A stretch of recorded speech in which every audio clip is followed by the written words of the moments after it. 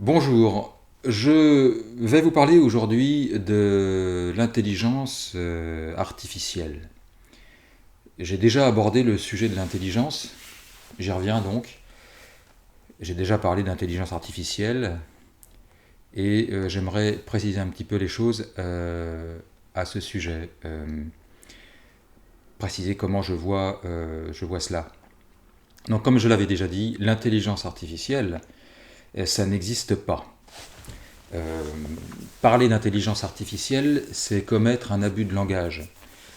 Euh, Comme je l'avais déjà dit, associer le mot intelligence au mot artificiel, c'est ne rien savoir de ce qu'est l'intelligence. C'est ne rien comprendre à ce qu'est véritablement l'intelligence. Ce sont deux termes antinomiques. Enfin, l'intelligence fait partie du vivant et ne peut donc pas être artificielle. On parle d'intelligence artificielle pour renommer l'intelligence, pour redéfinir l'intelligence et pour s'en faire une autre idée que l'on souhaite faire passer à la population. Et c'est une manière d'amoindrir l'intelligence, de dévaluer l'intelligence, la véritable intelligence bien sûr, la seule, l'unique. Euh, vous comprenez, à partir du moment où on vous explique qu'un réfrigérateur, qu'une voiture ou qu'une poubelle peut être intelligente, vous comprenez normalement immédiatement à quel niveau on veut situer l'intelligence, à quel niveau on veut la rabaisser pour qu'elle ne soit plus en mesure d'être vue pour ce qu'elle est et qu'elle soit donc capable d'effectuer les observations et les critiques, les réflexions qu'elle est à même de faire lorsqu'elle est pleinement employée. C'est très subversif, l'intelligence. Il faut absolument la mettre hors circuit, hors d'état de nuire, entre guillemets, puisque ce n'est pas elle qui nuit, bien au contraire. Et quand je vous dis que on parle, par exemple, de poubelles intelligentes, je le dis parce que je l'ai vu, je l'ai entendu dans un reportage. Une poubelle intelligente, c'est-à-dire douée d'intelligence dite artificielle. Euh, c'est comme si on vous disait un, un, un, en quelque sorte, pas avec la référence cinématographique, mais un mort-vivant. Comme si on vous disait qu'un mort peut être vivant. Quelqu'un qui est mort, à moins d'être ressuscité, comme c'est déjà arrivé à deux trois personnes dans l'histoire, euh, lorsque vous êtes mort, on ne peut pas vous définir comme étant vivant. Vous êtes dans la condition de quelqu'un de mort. Vous étiez vivant, vous êtes mort. Mais on ne peut pas dire qu'un mort est vivant. Et bien quand on vous dit intelligence artificielle, c'est en gros pareil dans le sens où ça ne peut pas être deux choses, ces deux choses en même temps ne peuvent pas avoir lieu. Et donc, je vous parlais du fait que j'ai entendu dans un reportage parler d'une poubelle intelligente, c'est-à-dire c'est une poubelle, et c'était dit comme ça, une poubelle intelligente. Donc, cette poubelle était capable, quand elle était pleine, elle envoyait un signal, enfin elle disait qu'elle était pleine. Voilà. Donc on parlait de poubelle intelligente. Mais vous comprenez, les mots ne sont pas innocents, l'emploi des mots n'est pas innocent. Quand on vous dit qu'une poubelle est intelligente, ça ne veut pas dire en réalité que l'on considère que la poubelle a une intelligence qui ressemble en gros à celle de l'homme, c'est que l'on veut que l'intelligence de l'homme ressemble à l'intelligence de cette poubelle. C'est-à-dire qu'elle ne réfléchisse plus et qu'elle soit simplement dans le constat mécanique fonctionnel de quelque chose. Vous comprenez ce que je veux dire? euh, C'est une insulte à ce qu'est l'intelligence que de prétendre que qu'une je sais pas moi qu'un lampadaire, qu'un fauteuil, euh, qu'un robot de cuisine puisse être intelligent. C'est vraiment rabaisser l'intelligence a un rôle uniquement fonctionnaliste, mécanique, dénué de conscience, de recul, ça vous montre à quel niveau on situe l'intelligence, c'est-à-dire ce qu'on a fait de l'intelligence. Voilà ce qu'on en fait. Voilà à quoi on associe ce mot. À quand les poubelles philosophes? À quand les poubelles mystiques?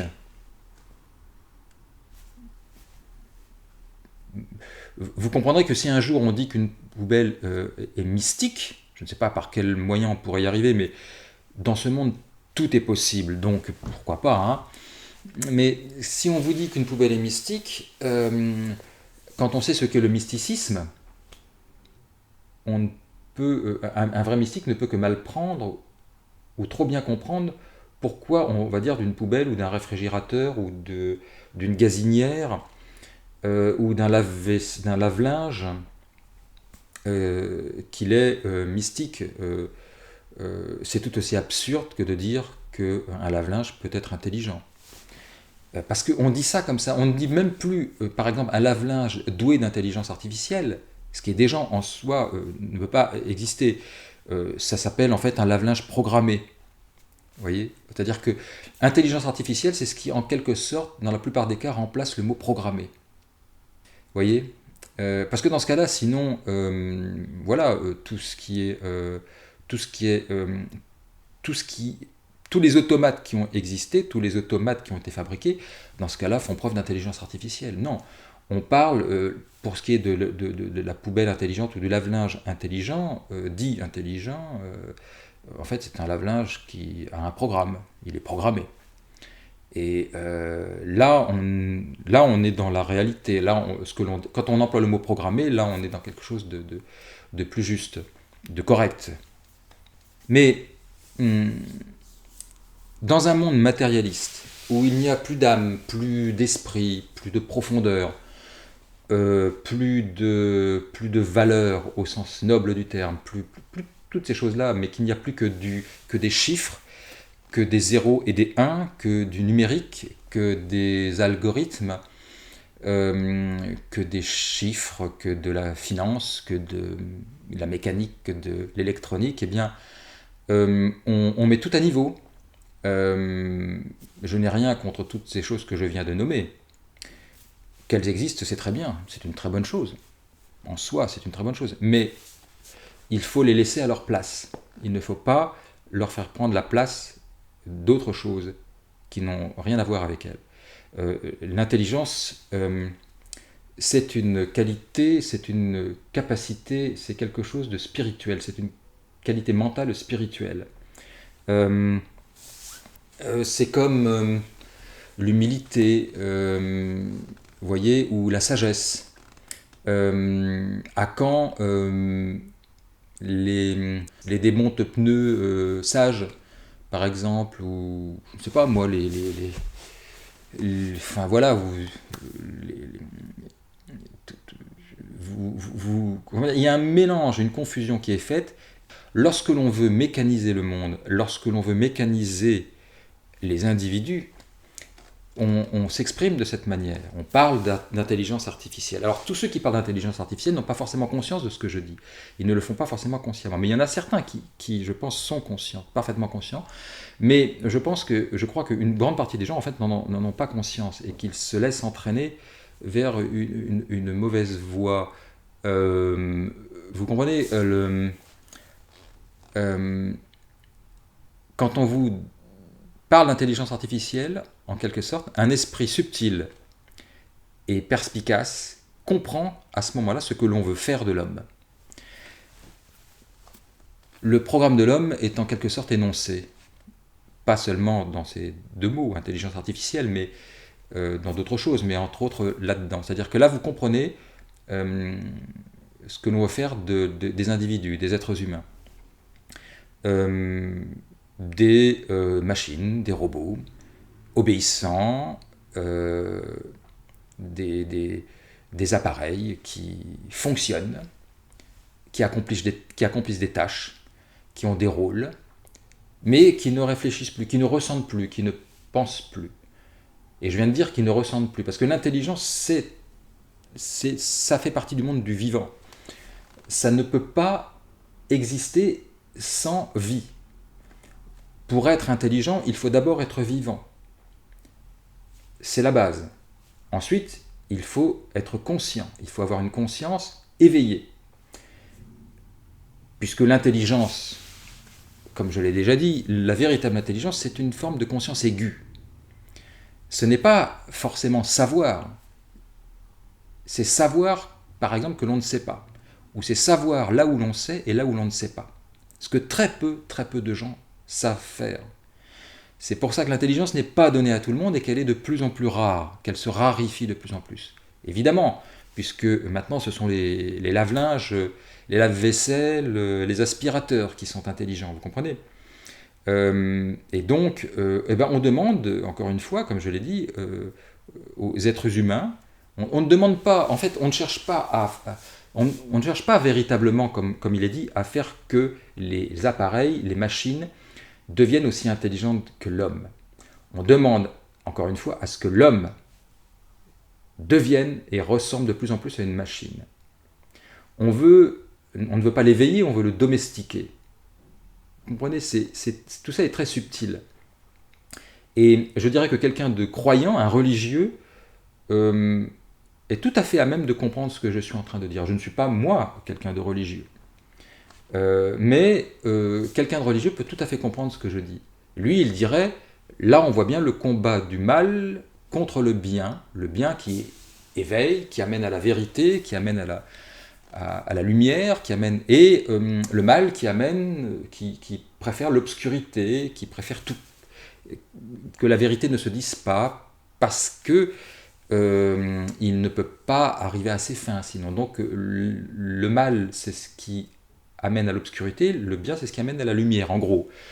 Et évidemment que quelqu'un de religieux comprendrait ce que je dis dans le sens où il se dirait, mais oui, l'intelligence permet le discernement, permet la philosophie, permet le recul sur soi, la sagesse, permet la compréhension de notre condition, de celle du monde, permet la poésie, permet...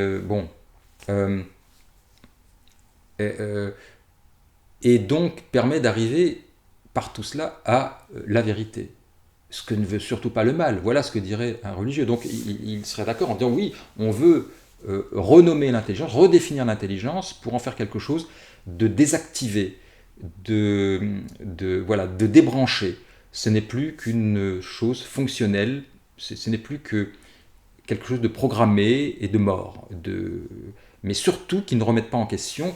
Voilà comment il le verrait, le religieux. Évidemment qu'il le verrait ainsi.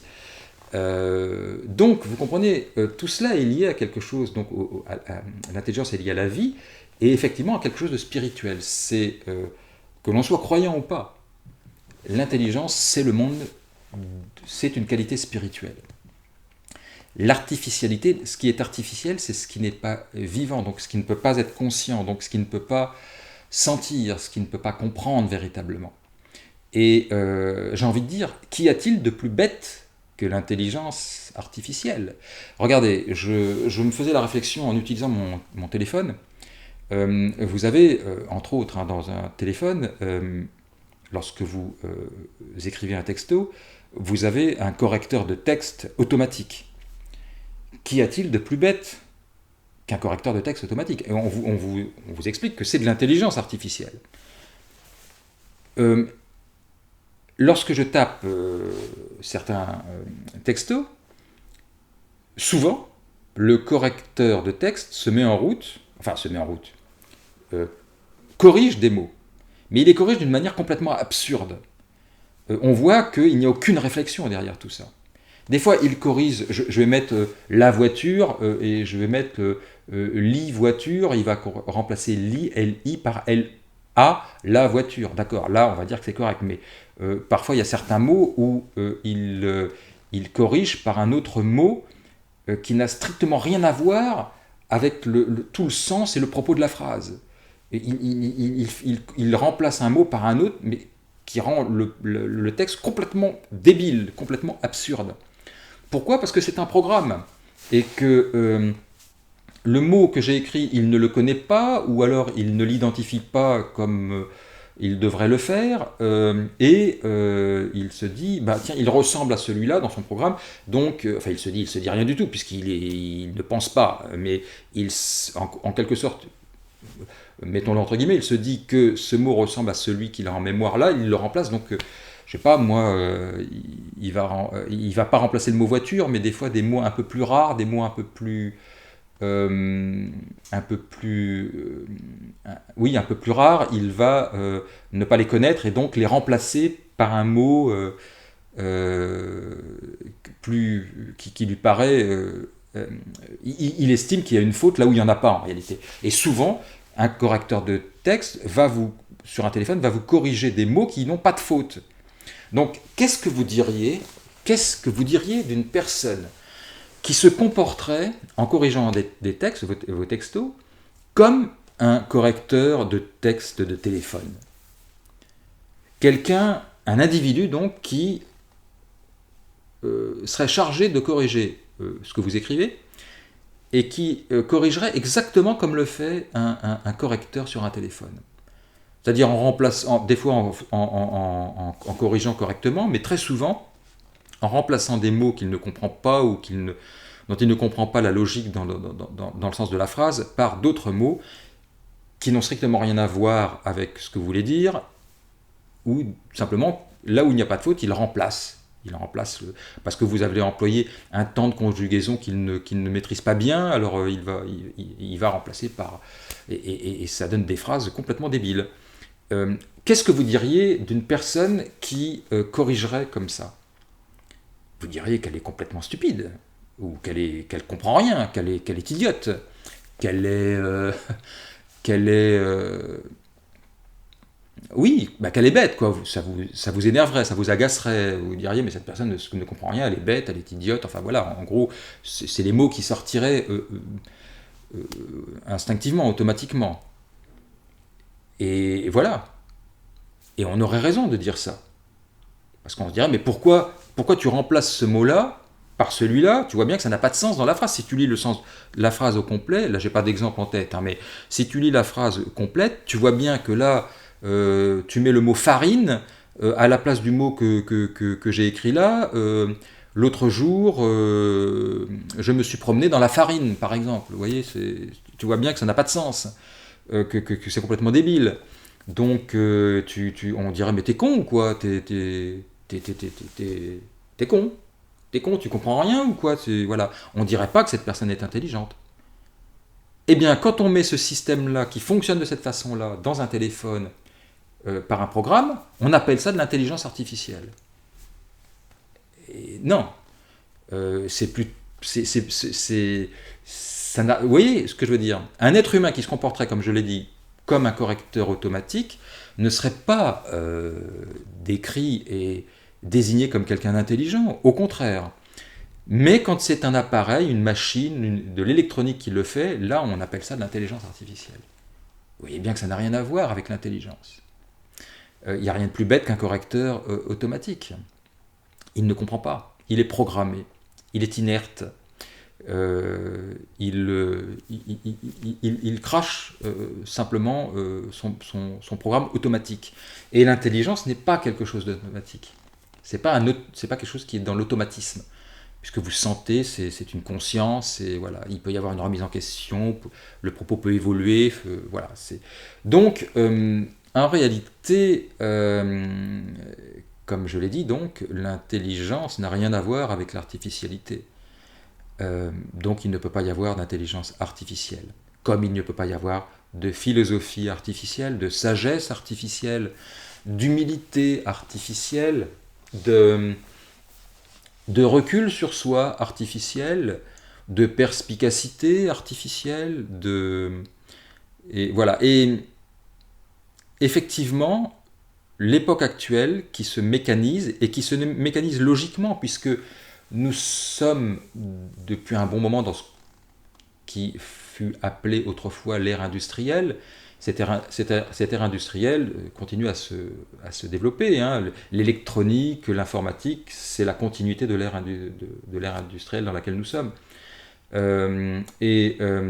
Donc, l'esprit en gros, tout ce qu'on appelait l'âme, l'esprit, tout ça, toutes ces choses-là n'ont plus leur place. Ou en tout cas, doivent être intégrées dans le nouveau monde. Donc, redéfini, reformaté, voilà, réécrit. Donc ne vous laissez pas avoir par ce qu'on appelle l'intelligence artificielle. Justement, soyez intelligent.